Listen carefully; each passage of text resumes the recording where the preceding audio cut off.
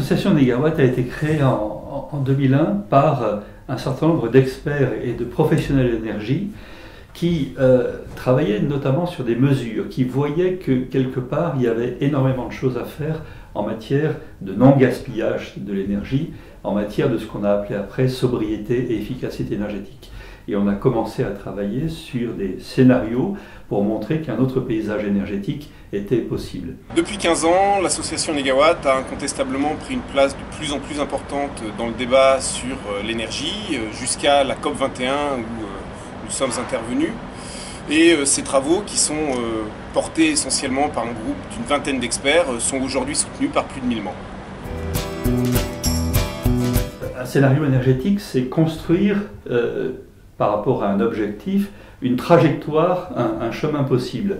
Et le scénario qu'on construit à Négawatt s'appuie sur un triptyque, celui de la sobriété dans les usages, de l'efficacité dans nos équipements, et puis de l'utilisation des énergies naturelles, d'énergies à ressources illimitées, les énergies renouvelables. Le scénario montre qu'en quelques dizaines d'années, grâce à cette démarche, on peut se passer à la fois des énergies fossiles et du nucléaire.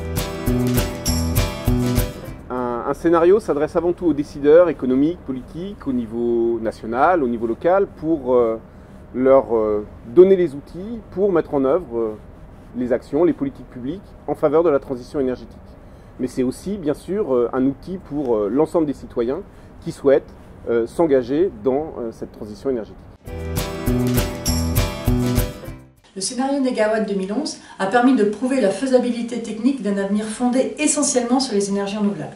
Aujourd'hui, on a décidé d'aller plus loin et de remettre ce scénario en chantier. D'abord parce que depuis 5 ans, il ne s'est pas fait grand-chose en matière de transition énergétique et il faut réactualiser l'ensemble des données du point de départ du scénario. Nous voulons également aller plus loin dans l'analyse des bénéfices de la transition énergétique. Bénéfices en matière de santé, avec la réduction souhaitable des émissions de particules. Bénéfices en matière d'environnement, bien sûr, mais également bénéfices en matière d'économie, avec la création de plusieurs centaines de milliers d'emplois à la clé.